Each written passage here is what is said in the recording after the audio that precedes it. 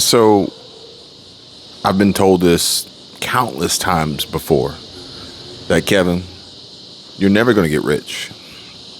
You'll never become a millionaire. It'll never happen. And the only way that could ever happen is if you were already rich.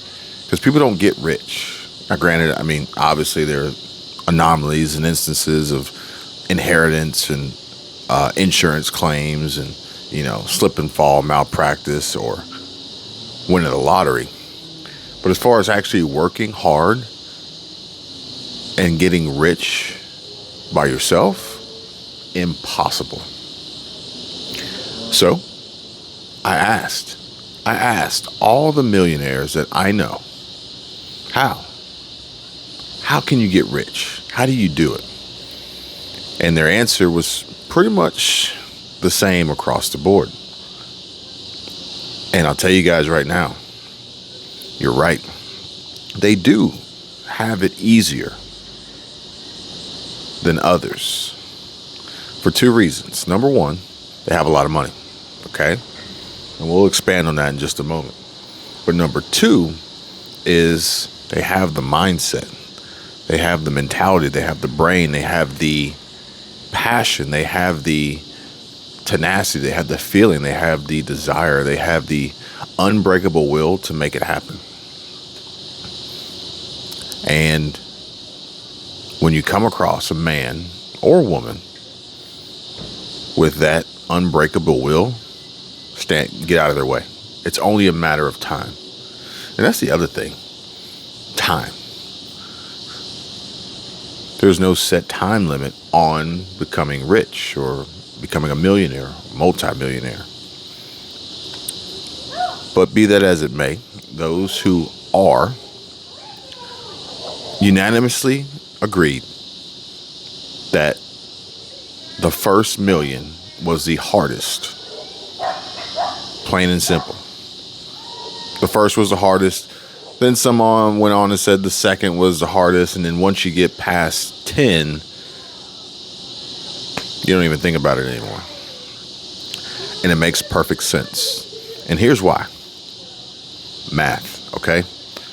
For someone to become a millionaire, essentially to become rich, and I think that $1 million mark, the 2 comma club, the 6 zeros, is generalized as, this wasp tries to sting me over here, as being rich, which we all know is not necessarily the case, especially depending on how old you are or how young you are. Because if you are, if you're like 30 years old and you have $1 million net worth, then I don't know if I would say you're rich. But if you're 30 years old with $1 million net worth, odds are by the time you're 60, you're going to have a $20 million net worth or more.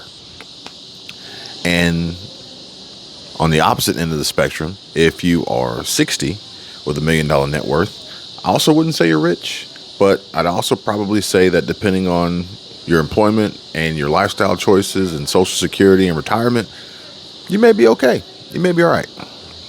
All depends. But the math is what is the game changer. The math is the differentiator between the first million being the hardest and subsequently every million thereafter being much easier. And this is because of basic math, because 0 to, let's just say, $500,000. It's a challenging feat. 500,000, that's a lot of work. To become a millionaire, you got to do that work again. You got to double that. You see what I'm saying? However, once you do, you're a millionaire. And then to double that million puts you into multi-millionaire status. But the difference being, once you have the first one, now you have the blueprint. Now you figured it out. Now you know how to make it happen. Now you know how to get it done.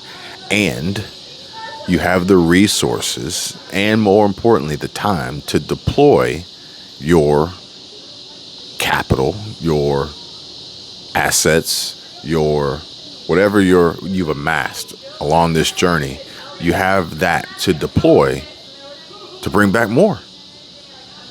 I can tell you guys right now that I like to work, but I also don't necessarily really like working for other people. But I like working. I like working hard. I like working smart.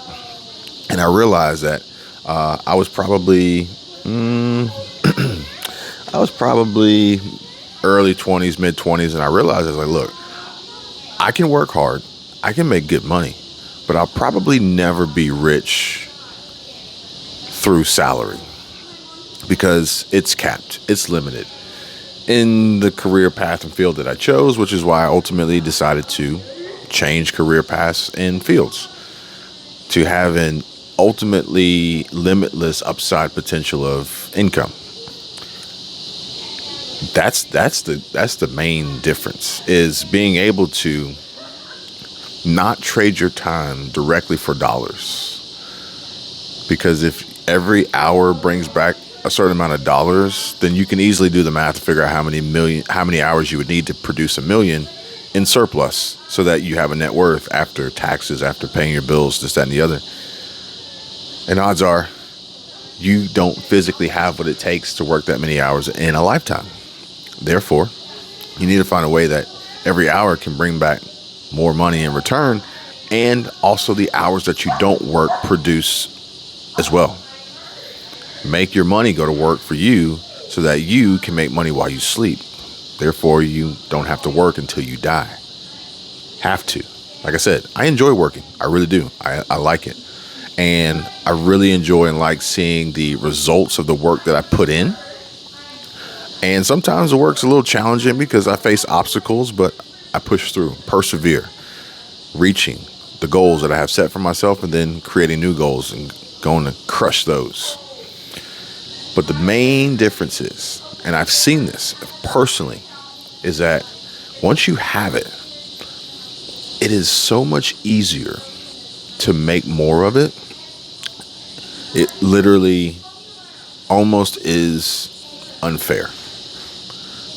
Almost. I'm not going to say that it's unfair. I'm just going to say almost unfair. But that's what they do. An entrepreneur goes out, takes risks, builds something, makes a lot of money, becomes a millionaire in their own right, however they, want to do it. Then what do? They do it again in another city, in another state, in another country, on another domain, on a different channel, for a different genre, for different niche, for different gender, age group, demographic. Doesn't matter. They do it again. What else do?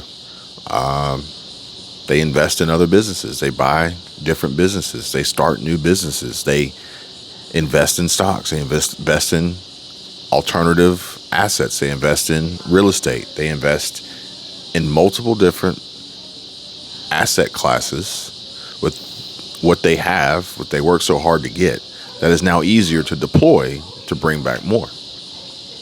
And when they do that, it's almost unfair. Now, granted, there's no guarantee out there with any investment whatsoever. There is none. Except for the fact that maybe every investment carries some risk. That would be the only guarantee.